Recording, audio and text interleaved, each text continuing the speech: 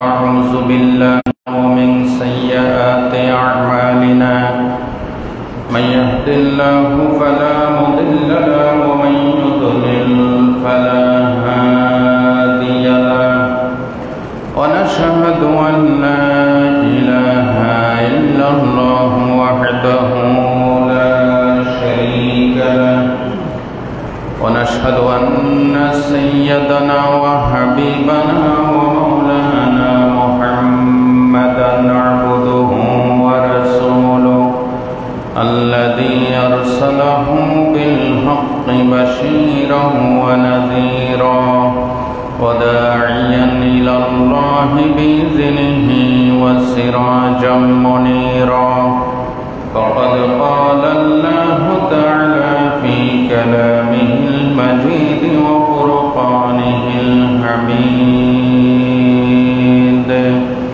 أعوذ بالله من الشيطان الرجيم بسم الله الرحمن الرحيم إن الله وملائكته يصلون على النبي يا أيها الذين آمنوا صلوا عليه وسلموا تسليما اللهم صل على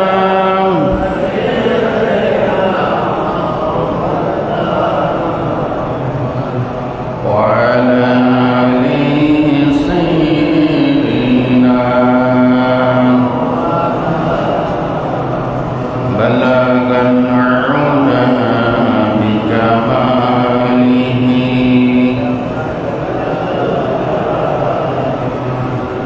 السنة جميع خصاله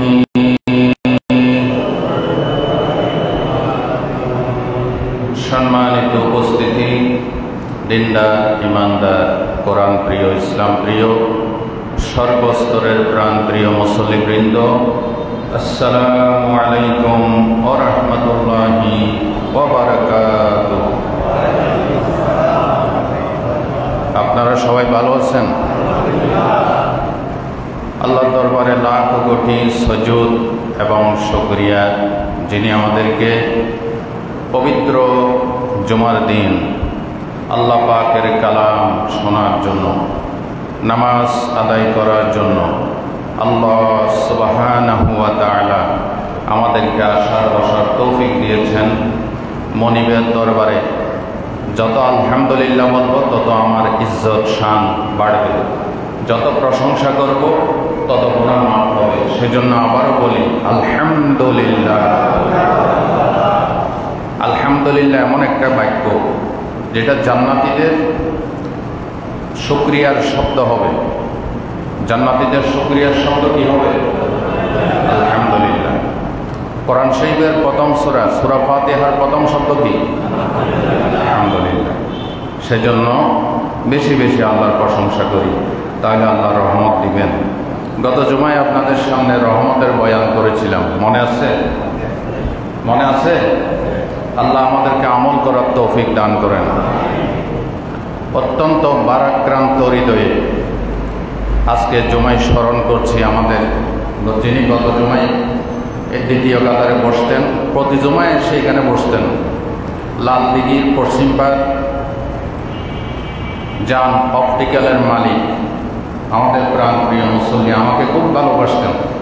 বলতেন, হুজুর যেখানেই থাকি জুমার দিন আপনার বয়ান না শুনলে মনে শান্তি পায় না। আসগর হোসেন গত মঙ্গলবার হঠাৎ স্ট্রোক করে মারা গিয়েছে। এই যে স্পিকারটির কথা বলতেছি, এটা ওনাকে কল করে এনেছিলাম।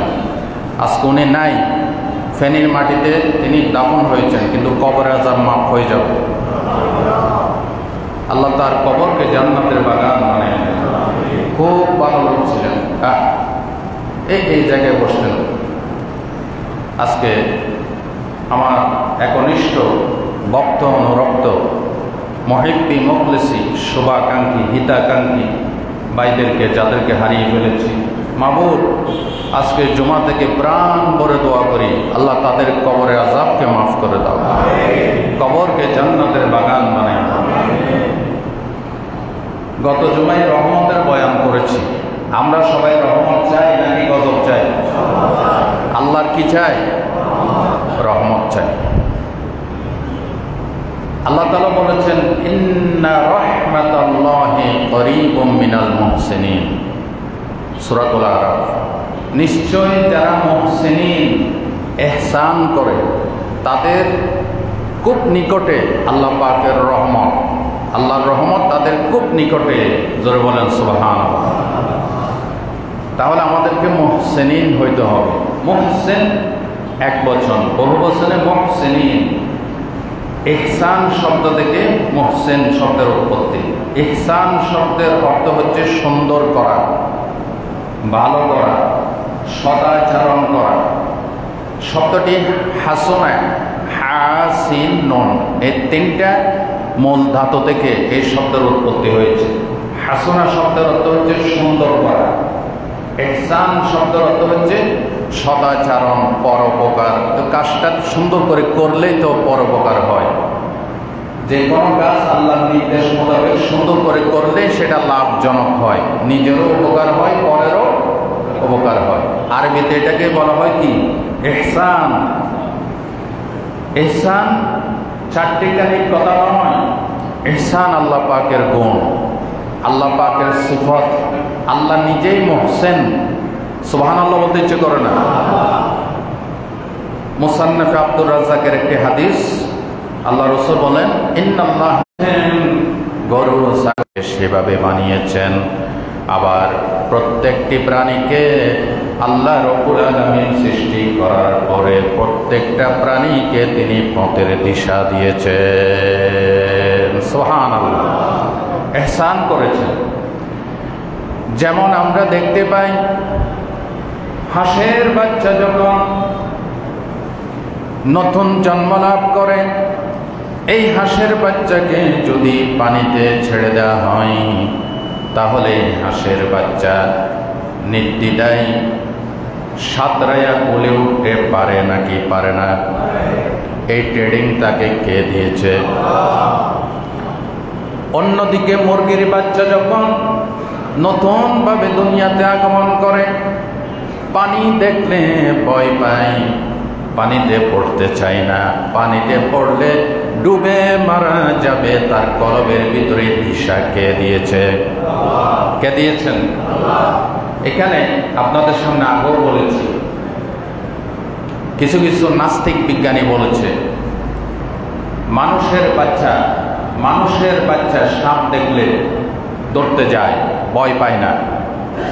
এখানে নাকি আল্লাহ পাকের কোনো কুদরত কাজ করে নাই। এটা মা বাবার রক্ত মাংসের সাপের ভয় আছে, এই জন্য সাপ দেখলে মানুষ ভয় পায়। তো তাদেরকে আমরা প্রশ্ন করি, মা বাবার রক্তে মাংসের সাপের ভয় আছে, এই জন্য সাপ দেখলে মানুষে কি পায়?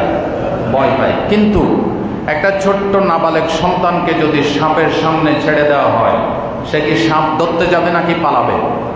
ধরতে যাবে। কি করবে? ধরতে যাবে।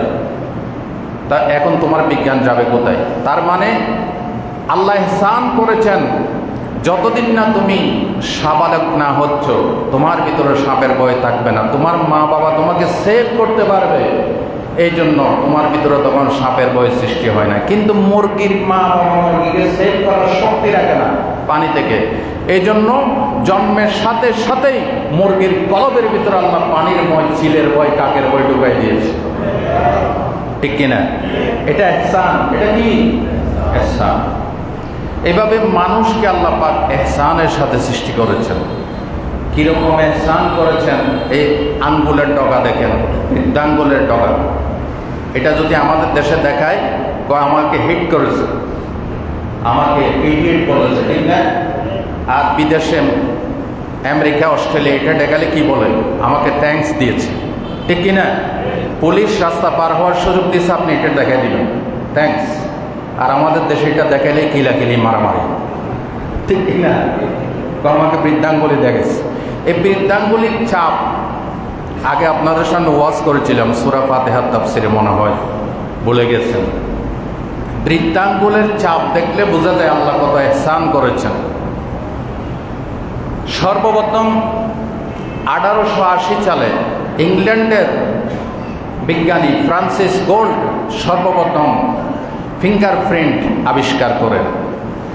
এই ফিঙ্গারপ্রিন্ট এত বড় গুরুত্বপূর্ণ জিনিস, আসামি শনাক্ত করার জন্য ফিঙ্গারপ্রিন্টের চাইতে বড় কোনো হাতিয়ার আর নাই।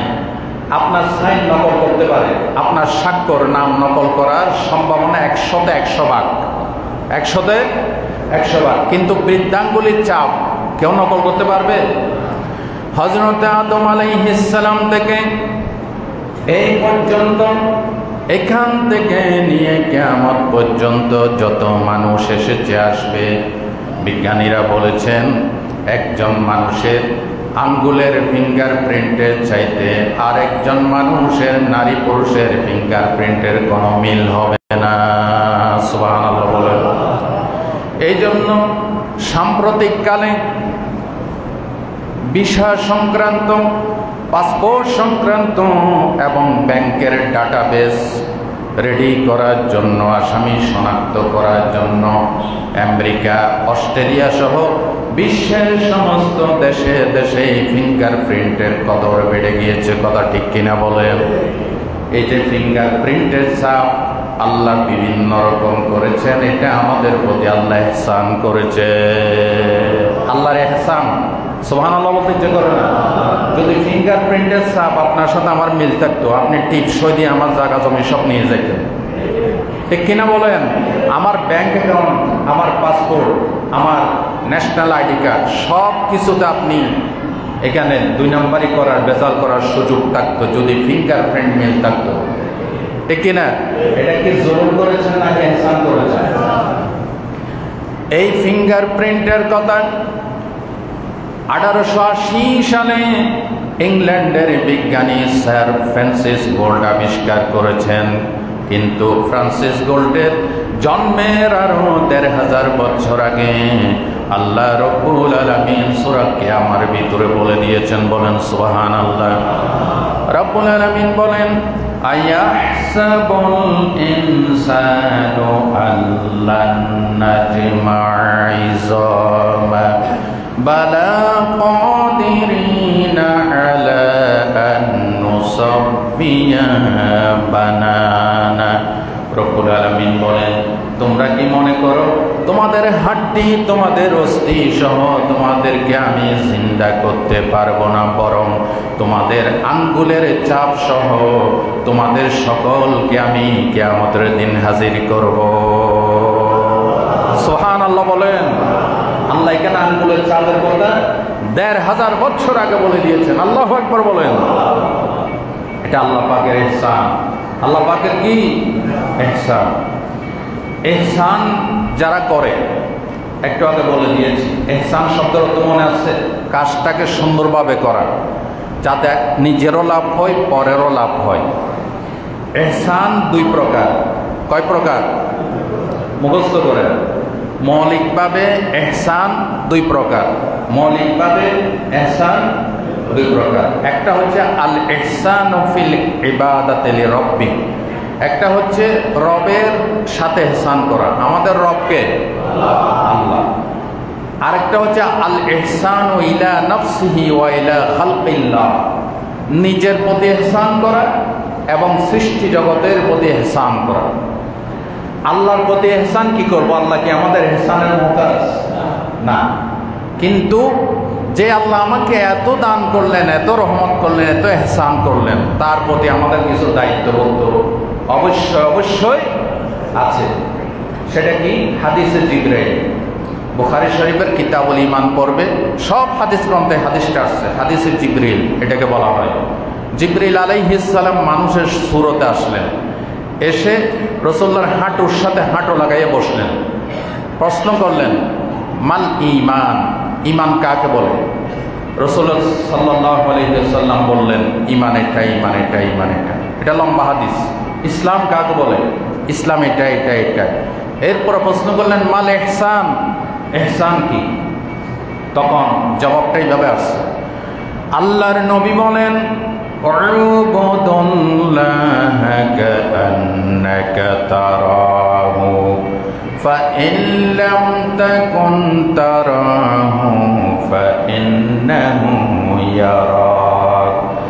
ইহসান হচ্ছে তুমি এমনভাবে রবের ইবাদত করো যাতে তুমি রবকে দেখতেছো, যদিও তুমি না দেখো অবশ্যই এটা বিশ্বাস রাখবে রব তোমাকে অবশ্যই দেখতে পাচ্ছে। এটা হচ্ছে রবের সাথে কি ইহসান। এখানে ইহসানের কি আছে? এটাই ইহসান যে রব তোমাকে সব কিছু দান করলেন, তুমি রবের প্রতি ইহসান এইভাবে করবা, এমনভাবে ইবাদত করবে হ্যাঁ যেটা রব তোমাকে দেখতেছে, যদিও না দেখেও তুমি না দেখো কিন্তু রব তোমাকে দেখতেছে। এর চাইতে বড় ইহসান আর নাই। এইভাবে যদি ইবাদত না হয় সে ইবাদত কবুল হবে না। কি বলেন? আল্লাহ আমাদেরকে দেখেন কিনা? যারা জবাব দেন নাই তারা মনে করেন দেখেন না। আল্লাহর চোখের পাওয়ার কমে গেছে। আমার মতো আপনার মতো চোখের চশমা পড়া লাগে, মাসে মাসে ফজলে গিয়ে বিভিন্ন চক্ষু ক্লিনিকে গিয়ে চোখ পরীক্ষা করা লাগে। যেরকম না, আগে যেমন দেখতেন ঠিক এখনো তেমন দেখেন এবং কিয়ামত পর্যন্ত তেমনই দেখবেন। যেমনটি ছিলেন তেমনটি আছেন, অনাদি অনন্ত শাশ্বত চিরন্তন অব্যয় অক্ষয়, যার শুরু নাই যার শেষও নাই। তিনি ছিলেন, তিনি আছেন, তিনি থাকবেন। হুয়াল আউয়ালু ওয়াল আখিরু ওয়াজ যাহিরু ওয়াল বাতিন ওয়া হুয়া বিকুল্লি শাইইন আলিম। He is the first and the last and the hidden and the evident and he has full knowledge of all things. জোরগণ সুবহানাল্লাহ। তিনি সব সময় যেভাবে ছিলেন সেভাবে আছেন। তাহলে তার ইবাদত যখন করব এমনভাবে করতে হবে যাতে তিনি আমাকে দেখতে পাচ্ছেন। জোরগণ সুবহানাল্লাহ।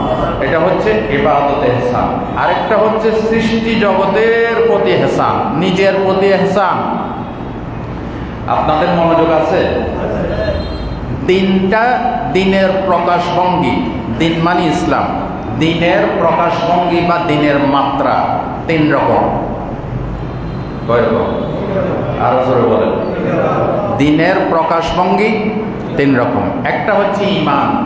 ঈমান হচ্ছে আল্লাহকে, রসুলকে, কবর, হাসর, ফুলসেরাত এগুলি বিশ্বাস করা। 2 নম্বর হচ্ছে ইসলাম, মনে প্রাণে বিশ্বাস করে আল্লাহর সামনে মাথা নত করে দেওয়া। 3 নম্বর হচ্ছে ইহসান, অর্থাৎ আল্লাহ যেটা যেভাবে বলেছেন, রসুল যেটা যেভাবে বলেছেন এটা সেভাবে আদায় করা। এটা হচ্ছে ইহসান। এই দিনের প্রকাশভঙ্গি 3 রকম। আদল এবং ইহসান দুটা সমার্থক শব্দ। আল্লাহ তাআলা বলেছেন ইন্নাল্লাহা ইয়া'মুরু বিল আদলি ওয়াল ইহসান। নিশ্চয় আল্লাহ তোমাদেরকে হুকুম করছেন ন্যায় ইনসাফ করার জন্য এবং ইহসান করার জন্য। খুব খেয়াল করেন, আদল হচ্ছে ইহসানের সমার্থক শব্দ, কিন্তু ইহসানের মর্তবা আদলের চাইতে আরো কয়েক হাজার গুণ উপর। কথা বুঝাইতে পারছি? এখন বুঝেন, উদাহরণ দিলে ঠাস ঠাস বুঝে চলে আসে। মনে করেন কিছু বন্টন করবেন, বন্টন। এখন প্রাপ্য হকদার যারা আছে তাদেরকে সমান সমান একেবারে পাই করে সবাইকে সমান সমান দিয়েছেন, নিজেরটাও সমান দিয়েছেন। এটাকে বলা হয় আদল। এটাকে কি বলা হয়? আদল। সবাইকে সমান সমান দিয়ে নিজেরটাও সমান নিয়ে এরপরে নিজেরটার থেকে কিছু তাদেরকে অপার করা, এটাকে বলা হয় ইহসান। এটাকে কি বলা হয়?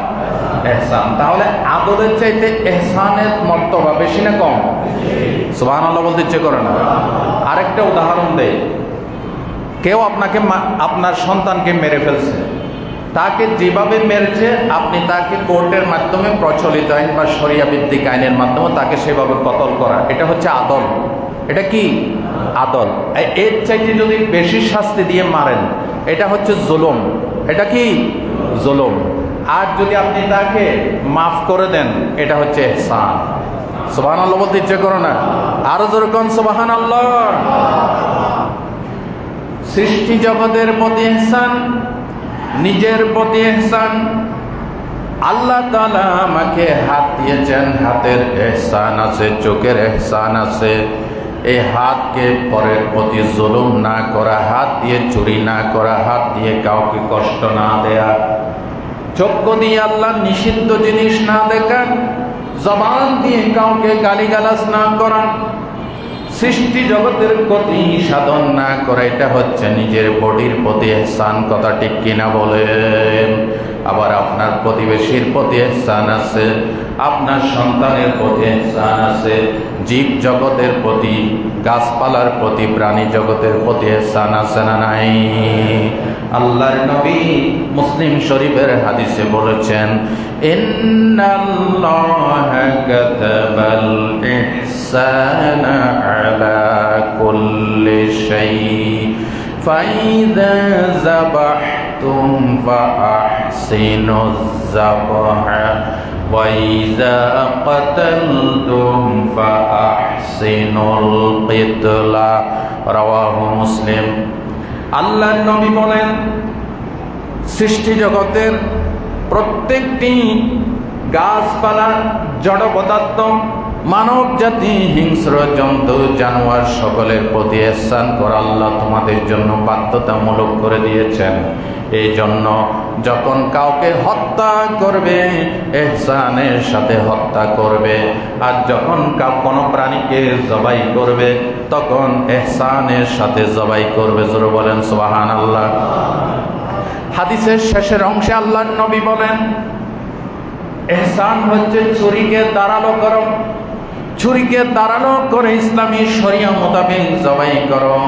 এটা হচ্ছে প্রাণীর প্রতি ইহসান। এটা যদি না করে কুসাইয়া কুসাইয়া তোমার মন মতো কষ্ট দিয়ে দিয়ে মারো, এটা কি ইহসান হবে নাকি জুলুম হবে? কি হবে? কিছু বিধর্মীরা বলে আমরা কোরবানির সময় গরু জবাই করি, মুসলিম ধর্ম নিষ্ঠুর ধর্ম। আর তারা যে প্রাণীদেরকে বিভিন্ন লাইভ দেখবেন কুসাইয়া কুসাইয়া মারে বিভিন্ন জায়গায়, দেখছেন? আমি নিজের চোখে দেখেছি। অন ইসলামিক পদ্ধতিতে বিভিন্ন কষ্ট দিয়ে প্রাণীদেরকে মারে। আচ্ছা, একটা প্রাণীকে, মনে করেন একটা গরুকে আপনি না খাওয়াইয়া না খাওয়াইয়া উপোস রেখে মেরে ফেলছেন, এটা কি ইহসান নাকি জুলুম? জুলুম। বেশি কষ্ট দিয়েছেন। আজ যদি ইসলামী শরিয়া মোতাবেক ইসলামী পদ্ধতিতে বিসমিল্লাহ আল্লাহু আকবার করে ধারালো ছুরি দিয়ে জবাই করেন, এটা কি ইহসান নাকি জুলুম? ইহসান। জবাই করতে বলেছেন কে? আল্লাহ। ইসলামী পদ্ধতিতে তাকে জবাই করা, এটা ইহসান। এভাবে হাঁস, মুরগি, গরু, ছাগল, জড় পদার্থ, গাছপালা সকলের প্রতি ইহসান আছে না নাই? আছে না নাই? বিনা প্রয়োজনে গাছের পাতা ছেঁড়া, এটা ইহসান নাকি জুলুম? আরো জোরে বলেন। আল্লাহর নবী বলেন, বিনা প্রয়োজনে গাছের পাতা দিও ছেড়ো না, গাছের পাতা ছিড়বে না, কারণ গাছের সবগুলি পাতা আল্লাহ রব্বুল আলামিনের জিকির করছে। বলেন সুবহানাল্লাহ, সুবহানাল্লাহ, আলহামদুলিল্লাহ, লা ইলাহা ইল্লাল্লাহ, সুবহানাল্লাহ,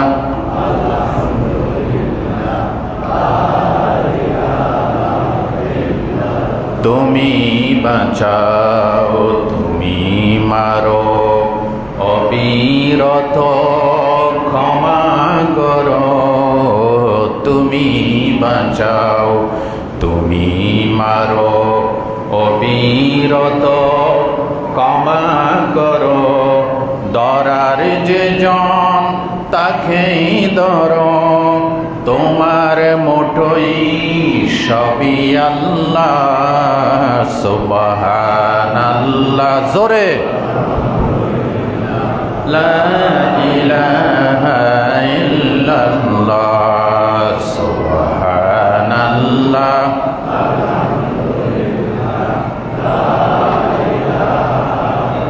আল্লাহর নবী বলেন, বিনা প্রয়োজনে গাছের পাতাটিও ছেড়ো না, কারণ গাছের পাতাগুলি আল্লাহ রব্বুল আলামিনের জিকির করছে। এই যে আমরা পাহাড় কাটতেছি, চট্টগ্রামে পাহাড় কাটা বেশি নাকি কম? বেশি।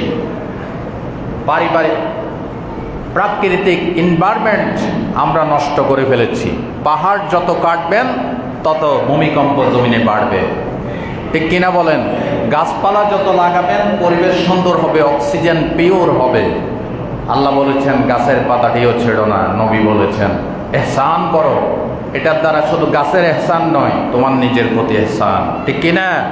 এই জন্য গাছ লাগানো জরুরি বেশি নাকি গাছ কাটা জরুরি বেশি? প্রয়োজন হলে কেটে ফেলেন, ইসলাম অনুমোদন দিয়েছে। প্রয়োজন নাই, প্রতিবেশীর গাছের ডালা একটা কেটে দিয়ে গেলাম, গাছের গোড়া মেরে দিয়ে গেলাম, এটা কি করলাম? জুলুম করলাম। এটা কি করলাম? জুলুম করলাম। এই জন্য ইহসান করেন, সব জায়গায় ইহসান ইহসান ইহসান ইহসান। দেশ সুন্দর হবে, ইমান তাজা হবে, আমল সুন্দর হবে। যেরকম সুবহানাল্লাহ। ইহসানকারীকে আল্লাহ বেশি ভালোবাসেন। তাও কে সুবহানাল্লাহ বলতে ইচ্ছে করেন? ইহসানকারীকে কে ভালোবাসেন? কারণ আল্লাহ নিজে মুহসিন।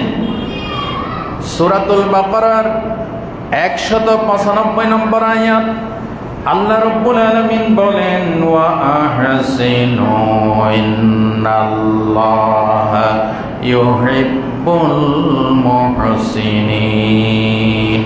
তোমরা ইহসান করো, ভালো কাজ করো, পরোপকার করো, রবের ইবাদতে ইহসান করো, নিজের প্রতি করো। কারণ ইন্নাল্লাহা ইউহিব্বুল মুহসিনিন, রব মহান সৃষ্টিকর্তা ইহসানকারীকে বেশি ভালোবাসে। জুলুমকারীকে ভালোবাসে নাকি ইহসানকারীকে ভালোবাসে? ইহসানকারীকে। ইহসানকারীর সাথে তাকওয়াবানদের সাথে আল্লাহ থাকেন। সুবহানাল্লাহ সুবহানাল্লাহ। চারটিখানি কথা। আমার সাথে সরকারের পক্ষ থেকে নিরাপত্তার জন্য গোয়েন্দা বাহিনী আছে, কি সাহস দেখায়, কি প্রভাবপত্তি দেখায়। আল্লাহ বলে না, ডাইরেক্ট আমি তোমার সাথে থাকবো যদি তোমার সাথে ইহসান থাকে, তাকওয়া থাকে। আল্লাহ রাব্বুল আলামিন বলেন ইন্নাল্লাহা মা'আল্লাযীনা তাকাও ওয়াল্লাযীনা হুম মুহসিনুন। একেবারে কোরআন থেকে সাকা সাকা কথা, এখানে কোনো বানোয়াট কথা নেই, একেবারে ডাইরেক্ট ওহী দিয়ে কথা। আল্লাহ বলছেন ইন্নাল্লাহা মা'আল্লাযীনা তাকাও, নিশ্চয় যারা তাকওয়াবান তাদের সাথে আমি আছি। ওয়াল্লাযীনা হুম মুহসিনুন, যারা ইহসান করে মুহসিনিন বান্দাবান্দি তাদের সাথে আমি আছি। আরো জোরে বলেন সুবহানাল্লাহ। রব্বুল আলামিন বলেন যারা ইহসান করবে তাদেরকে আমি মাফ করে দেব। আল্লাহ রব্বুল আলামিন সূরা আলে ইমরানের 133 নম্বর আয়াতে বলেন আল্লাযীনা ইউনফিকুনা ফিস সাররাই ওয়াদ দাররাই ওয়াল কাযিমিনাল গায়জ ওয়াল আফিনা আনিন নাস ওয়াল্লাহু ইউহিব্বুল মুহসিনিন। আল্লাহ তাআলা বলেন নিশ্চয়ই তারা সচ্ছল অসচ্ছল অবস্থায় রবের আনুগত্য করে আর মানুষকে মাফ করে দেয়। নিশ্চয়ই এই সমস্ত মুহসিনিন বান্দা বান্দীদেরকে আল্লাহ ভালোবাসেন। বাইহাকি শরীফের একটি হাদিস, এই আয়াতের তাফসিরে রুহুল মাআনিতে আল্লামা আলুসি রাহমাতুল্লাহ আলাইহি, আলেম উলামা আছেন। রফিক ভাই তো আলেম নাকি? টাইটেল পাস করছেন না? মাশাআল্লাহ। আমাদের মুসল্লির ভিতর কিছু আলেমও আছে, আলহামদুলিল্লাহ বলেন। নোট করেন তাফসিরে রুহুল মাআনি, কত মজার তাফসির। আল্লামা আলুসি রাহমাতুল্লাহি আলাইহি এই তাফসির লিখেছেন। এই আয়াতের তাফসিরে তিনি সুনানে বাইহাকি থেকে একটি হাদিস ঘটনা নকল করেছেন। ঘটনা এরকম, হযরতে আলী ইবনে হুসাইন বলেন না রাদিয়াল্লাহু তাআলা আনহু, ওনার একটা বান্দি ছিল। এই বান্দি একদিন তাকে উজু করাচ্ছে, উজু করাইতে গিয়ে হাত থেকে ফসকে উজুর পাত্র পানিগুলি সব ছিটা ফোটা গায়ে পরে জামা কাপড় সব ভিজে গেছে। এখন রাগ আসবে নাকি আসবে না? আপনার চাকর চাকরানি যে গায়ের উপর এইভাবে পানি পরিষ্কার করে, আরও উজুর পানি, আপনি কি তার সাথে ভালো ব্যবহার করবেন? হ্যাঁ, ভালো ব্যবহার তারাই করবে যারা মুহসিনিন বান্দা, ঠিক কিনা? হযরতে আলী বিন হুসাইনের বান্দি উজু করাচ্ছেন, হঠাৎ করে পানির পাত্র ফসকে কাপড় চোপড় সব কিছু ভিজে গেছে। বান্দি ছিল খুবই চালাক, সাথে সাথে তিনি কোরআনের আয়াত তেলাওয়াত করলেন, ওয়াল আফিনা আল্লাযীনা ইউনফিকুনা ফিস সাররাই ওয়াদ দাররা ওয়াল কাযিমিনাল গায়জ। বান্দি তেলাওয়াত করলেন, যারা রাগকে সংবরণ করে আল্লাহ তাদের ভালোবাসেন। এটা শোনার সাথে সাথে তার রাগ প্রশমিত হয়ে গেল, বলেন আল্লাহু আকবার। এরপরে বান্দি তেলাওয়াত করলেন, ওয়াল আফিনা আনিন নাস, যারা মানুষকে মাফ করে দেয় তাদেরকে আল্লাহ ভালোবাসেন, বলেন সুবহানাল্লাহ। এটা শোনার সাথে সাথে তিনি বললেন, যাও তোমাকে মাফ করে দিলাম। বান্দি ছিল অতি চালাক, বান্দি কোরআনের শেষ অংশ তেলাওয়াত করলেন, ওয়াল্লাহু ইউহিব্বুল মুহসিনিন, নিশ্চয় যারা ইহসান করে, মানুষকে ভালো কল্যাণমূলক কাজ করে, তাদেরকে আল্লাহ ভালোবাসেন। এই আয়াত শোনার সাথে সাথে হযরত আলী ইবনে হুসাইন বললেন, যাও তোমাকে আমি আল্লাহর জন্য মুক্ত করে দিলাম। আল্লাহু আকবার। ভাই ও বন্ধুগণ, ইহসানকারী আল্লাহর রহমতের কাছাকাছি তাকে। আমরা আল্লাহর রহমত চাই, ও মাবুদ তোমার গজব চাই না। আল্লাহ তুমি যেই পথে গজব দিয়েছ, যাদেরকে গজব দিবা, দয়া করে আমাদেরকে তুমি তাদের ভিতর রাখিও না।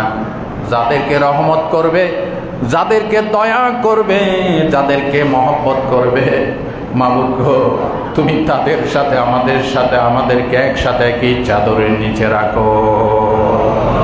তোরে বলেন আমিন। আমরা আল্লাহর রহমত চাই। আল্লাহ রাব্বুল আলামিন বলেছেন, ইন্না রাহমাতাল্লাহি করিবুম মিনাল মুহসিনিন, নিশ্চয় আল্লাহর রহমত মুহসিনদের থেকে খুব নিকটে। তাহলে আমাদেরকে মুহসিন হইতে হবে কিনা? ইনশাআল্লাহ। সূরাতুল হুদের 115 নম্বর আয়াতে দেখেন আল্লাহ বলছেন, ওয়াসবির ফা ইন্নাল্লাহা লা ইউযীউ আজরাল মুহসিনিন, ধৈর্য ধারণ করো, নিশ্চয় আল্লাহ মুহসিনদের পুরস্কারকে বিনষ্ট করে দেন না। মুহসিনদের জন্য যে পুরস্কার, এটা নষ্ট হবে গ্যারান্টি দিয়েছেন কে? আল্লাহ। আবার এখানে একটা ওয়াসবির শব্দ লাগাই দিয়েছে, সবর করো। তাহলে বোঝা গেল মুহসিনদের অন্যতম কোয়ালিটি হচ্ছে সবর। মুহসিনদের অন্যতম বৈশিষ্ট্য কি? সবর। মুহসিনদের পুরস্কার, আপনি যদি ইহসান করেন আল্লাহ আপনাকে পুরস্কার দিবেন।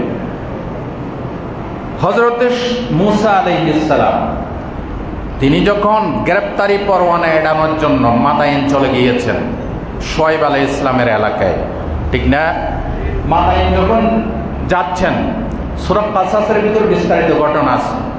তো শ্রান্ত হয়ে তিনি একটি গাছের ছায়ার নিচে আশ্রয় নিয়েছেন। দেখেন এখানে একটি কূপ থেকে পানি তোলার জন্য লোকেরা সবাই তাদের পশুগুলিকে দূরে রেখে পশুকে পানি পান করার জন্য, কূপ থেকে পানি তোলার জন্য ঠাসাঠাসি করে ঠেলাঠেলি করে এখানে ভিড় সৃষ্টি করেছে। দুইটা মেয়ে, অবলা সরলা মেয়ে দূরে দাঁড়িয়ে আছে, ভয়ে সেখানে ঘেঁষতে পারে না। সবাই যখন চলে গেছে, মুসা আলাইহিস সালাম বললেন, তোমরা এখানে দাঁড়িয়ে আছো কেন? বলে, আমাদের শক্তি নেই তাদেরকে ঠেলে পানি উত্তোলন করা। সবাই চলে যাওয়ার পর মুসা আলাইহিস সালাম নিজেই পানি তোলার জন্য তাদেরকে সহযোগিতা করলেন। এটা কি করছেন? ইহসান করছেন। বলেন না, কথা বলেন না কেন? কি করছেন? ইহসান। আর যদি আমাদের মতো বাংলাদেশিদের মতো খাস করতে, আমার কি হয়েছে, কার মেয়ে না কার মেয়ে, আমার টাকা পড়ছে তার পানি তুলে দেওয়ার জন্য আমারটা আমি কাজ করে ফল পাই না, ঠিক কিনা? এই খাসলত পাল্টান, আর না হয় আপনি মুহসিনিন হতে পারবেন না। পথে ঘাটে সব জায়গায় মানুষের উপকার করেন, আল্লাহর রহমত আকাশ ফেটে নাজিল হয়ে যাবে ইনশাআল্লাহ, ঠিক কিনা? আমার দলের না, এতে আরেক দল করে, এই জন্য তাকে যত পারো তার পিছনে বাঁশ দাও। এ হচ্ছে আমাদের বাঙালিদের চরিত্র, ঠিক কিনা বলেন? এগুলি করবেন না। ভালো মানুষের এমনকি শত্রুরও উপকার করেন। শত্রুর উপকার কিভাবে করবেন? শত্রুকে জুলুম থেকে ফেরান, ঠিক কিনা বলেন?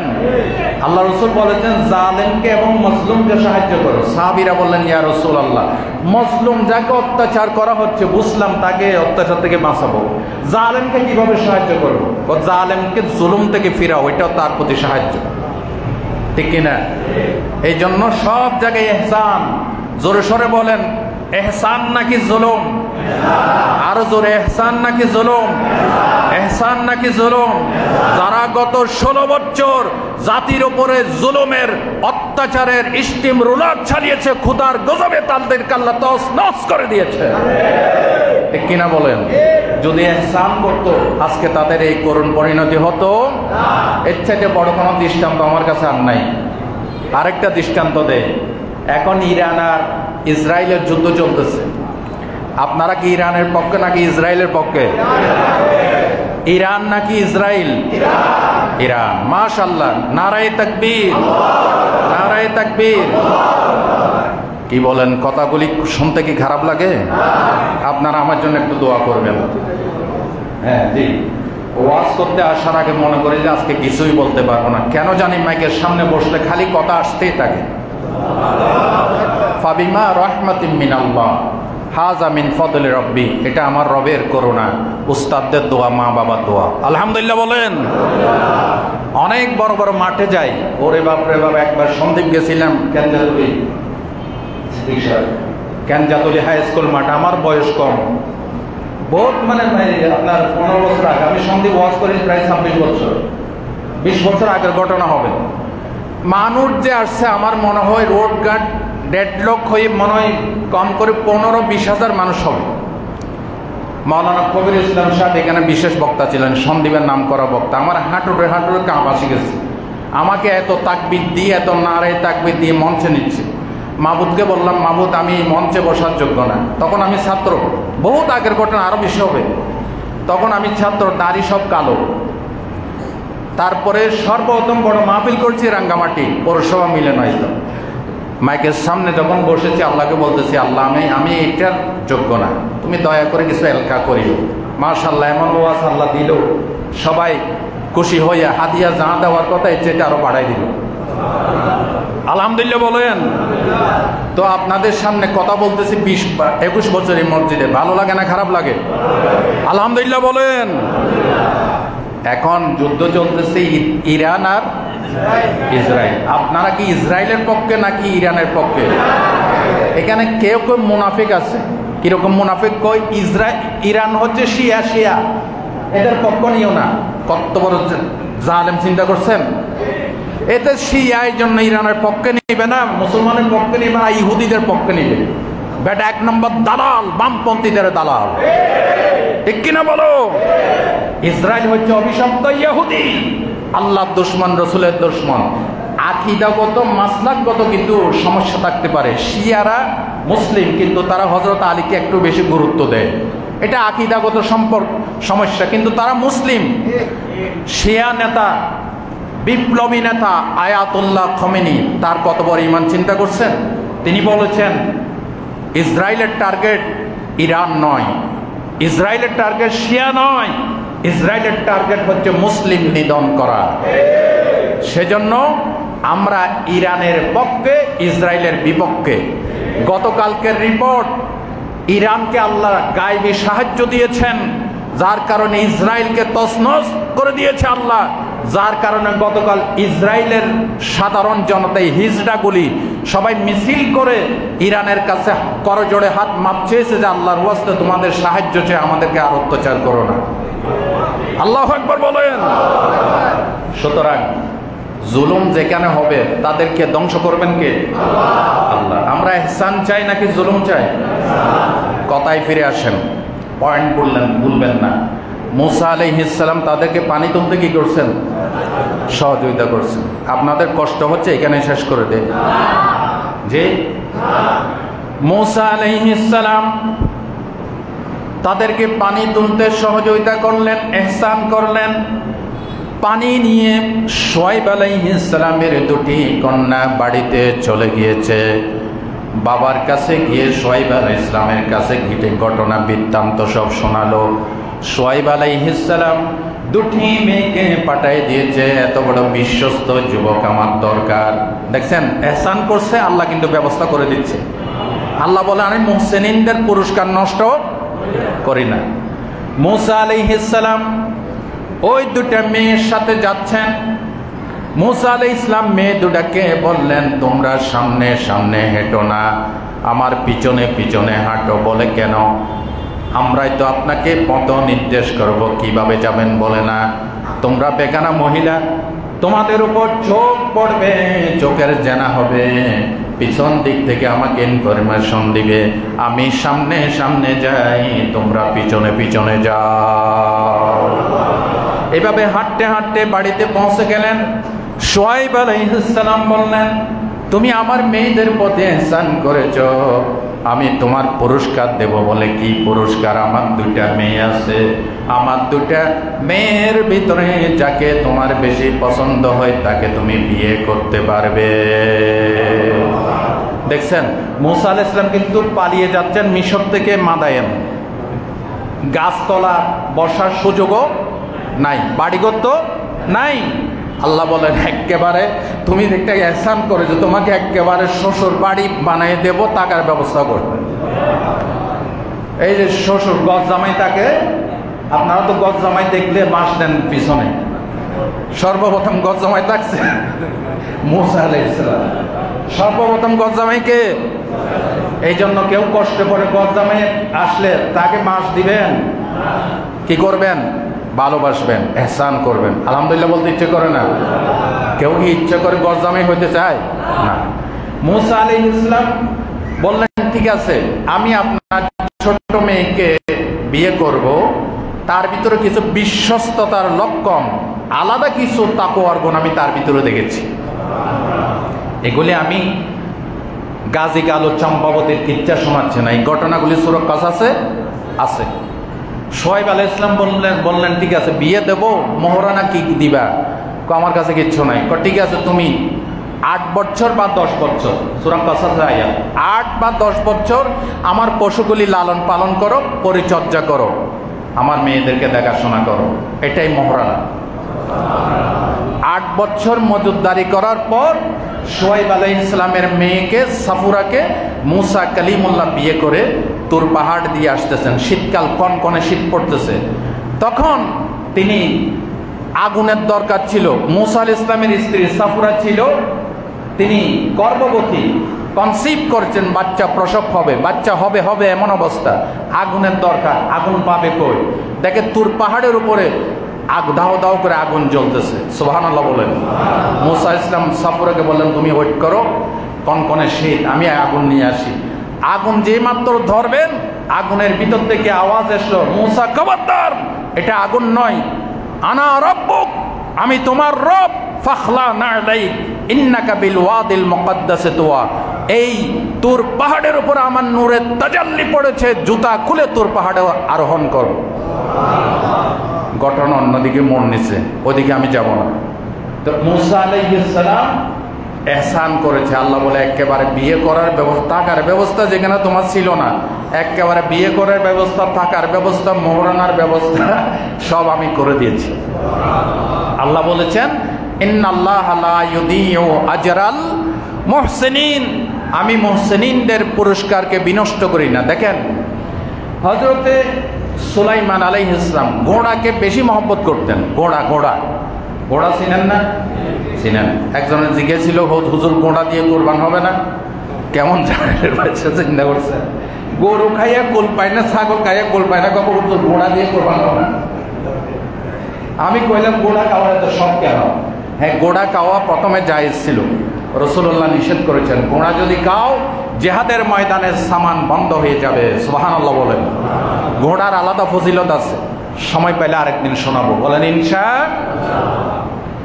তো দেখেন কি বলতেছিলাম, সুলাইমান আলাইহিস সালাম সূরা সাবা পড়েন, সূরা সদ পড়েন। কোন সূরার নাম কইছি?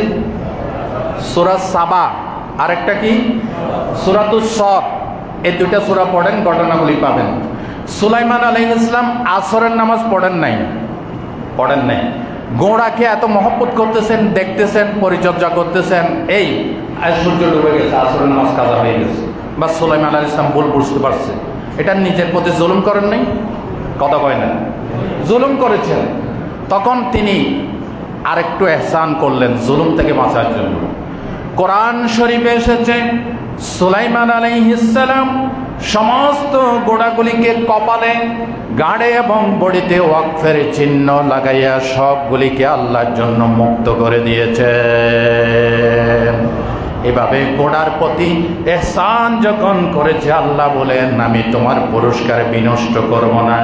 সূরাতুস সাবার 12 নম্বর আয়াত আল্লাহ বলেন ওয়ালি সুলাইমানার রিহা গুদুফুহা শাহরুন ওয়া রাওয়াহুহা শাহরুন ওয়া আসালনা লাহু আইনাল কিতর। আল্লাহ বলেন বায়ু এতদিন তোমার অনুগত ছিল না, বাতাস তোমার কাবু ছিল না, তুমি ঘোড়াগুলিকে মুক্ত করে দিয়েছো, এই জন্য আজ থেকে বাতাসকে তোমার জন্য মুক্ত করে দিলাম। এই বাতাস সন্ধ্যা বেলায় তোমাকে 1 মাসের পথ অতিক্রম করে নিয়ে যাবে, আবার সকাল বেলায় আরেক মাসের পথ অতিক্রম করে নিয়ে আসবে। শুধু তাই নয়, ও আসালনা লাহু আইনাল কিতর, তোমার জন্য আমি গলিত তামার প্রস্রবণ ঝর্ণা দ্বারা প্রবাহিত করে দিয়েছি। তুমি ইহসান করেছো, জোরগণ সুবহানাল্লাহ, আরো জোরগণ সুবহানাল্লাহ। ভাইয়েরা, এভাবে ইহসানের বয়ান করতে থাকলে মনে হয় 1 সপ্তাহ করলেও শেষ হবে না। ইহসানের এত বয়ান, এত বয়ান। আল্লাহ আমাদেরকে বুঝার এবং আমল করার তৌফিক দান করেন, জোরগণ আমিন। প্রশ্ন আছে? একজন একটা প্রশ্ন জানতে চেয়েছিল, যে বলেছে এক শাইখ, আহলে হাদিসের শাইখ বলেছে কবরে মানুষকে জিন্দা করা হবে না, এটার কোনো প্রমাণ নাই। নাউজুবিল্লাহ বলেন, আরো জোরে কোন নাউজুবিল্লাহ। কবরে মানুষকে জিন্দা করা হবে, এটার কোনো প্রমাণ নাই। আপনারা কি মনে করেন, কবরে জিন্দা করা হবে নাকি হবে না?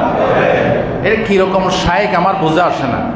এগুলি কি শাইখ নাকি ইহুদিদের এজেন্ট? আমার জি, ইহুদিদের এজেন্ট তো আমরা বলতেই পারি, কারণ দেশে এত তছনছ হয়ে গেল, ছাত্র বিপ্লব হলো, ওরা জুলুমের বিপক্ষে ফতোয়া না দিয়ে ওরা আরো ফতোয়া দেয় ছাত্র বিপ্লব নাকি জায়েজ নেই। এই শাইখেরা ফতোয়া দিয়েছে, নাউজুবিল্লাহ বলেন। এই শাইখ বলেছে, আমার কাছে ভিডিও আছে, বলেছে কবরে নাকি মানুষকে জিন্দা করা হবে, এটার কোনো প্রমাণ নাই। নাউজুবিল্লাহি মিন যালিক। এবার আসেন কোরআন শরীফের সূরা ইব্রাহিমের 27 নম্বর আয়াত, ইউসাব্বিতুল্লাহুল্লাযীনা আমানু বিল কওলিস সাবিতি ফিল হায়াতিদ দুনিয়া ওয়া ইউদিল্লুল্লাহুজ জালিমিন ওয়া ইয়াফআলুল্লাহু মা ইয়াশা। নিশ্চয় আল্লাহ ঈমানদারদেরকে শাশ্বত বাক্য দিয়ে মজবুত করবেন দুনিয়া এবং আখিরাতে। মুফাসসিরিন ইকরাম লিখেন, তাফসীর, এরা তাফসীর পড়ছে কিনা আমার সন্দেহ হয়। গ্রহণযোগ্য তাফসিরে লেখছে এই আয়াতটা কবরের আযাবের ব্যাপারে নাজিল হয়েছে। সুবহানাল্লাহ বলেন।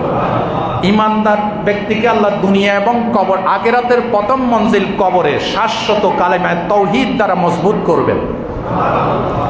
গেল একটা। নবী করিম সাল্লাল্লাহু আলাইহি ওয়াসাল্লাম বলেছেন, এই হাদিসগুলি, কবরের আযাবের হাদিসগুলি এত বেশি পরিমাণ বর্ণিত হয়েছে মুতাওয়াতের পর্যায়ে। রফিক ভাই, মুতাওয়াতের পর্যায়ে, মুতাওয়াতের কাকে বলে জানেন? যে হাদিসটা এত বেশি পরিমাণ রাবি থেকে বর্ণিত হয়েছে যেটাকে খণ্ডন করার কোনো শক্তি, এটাকে বলা হয় মুতাওয়াতের হাদিস। মনে থাকবে, এই আযাবের কবরের হাদিসগুলি এমন মুতাওয়াতের পর্যায়ে গেছে, রাসূলুল্লাহ বলেছেন মুদ্দারকে যখন দাফন করা হয় তখন দাফনকারীরা 40 কদম যাইতে না যাইতে 2 জন ফেরেশতা আসে, মুনকার এবং নাকির, দুইজন ফেরেশতা এসে তাকে বসায়, পাইয়ুজুল লিসান তাকে বসায় এবং তাকে প্রশ্ন করা হয় মান রাব্বুকা ওয়া মা দীনুকা ওয়া মান নাবিয়্যুকা। এগুলি সহিহ হাদিস, মুতাওয়াতির হাদিস। বলেন ওহী মতলু অস্বীকার করলে যেমন কাফের, ওহী গায়রে মতলু ইনডাইরেক্ট ওহী সহিহ হাদিস অস্বীকার করলে সেও কাফের। রাসূলুল্লাহ বলেছেন কবরে জিন্দা করা হয় প্রশ্ন উত্তর করার জন্য। হ্যাঁ, কারো যদি বডি নষ্ট হয়ে যায়, মাছে খাইছে বাঘের পেটে, আল্লাহ কি 1 কোটি বডি বা তার রুহুকে জিন্দা করে জিজ্ঞেস করতে পারে না? বডি সহ জিন্দা করুক বা বডি ছাড়া রুহুকে উপস্থিত করুক, ঘটনা কি সত্য নাকি মিথ্যা? সত্য। একাধিক হাদিস আছে। এই জন্য যারা এই সমস্ত কথা বলে এদের কথা বিশ্বাস করবেন না। আমার ইউটিউবে 2টা বয়ান আছে। একটা হচ্ছে মোমেন ব্যক্তির কবর জিন্দেগি, এই মসজিদের বয়ান, আলহেরা মিডিয়া থেকে প্রকাশিত। আরেকটা হচ্ছে পাপী ব্যক্তির কবর জিন্দেগি। এই 2টা ভলিউম আপনারা শুনবেন ইনশাআল্লাহ। যেরকম ইনশাআল্লাহ, যারা সুন্নত পড়বেন সুন্নত পড়েন।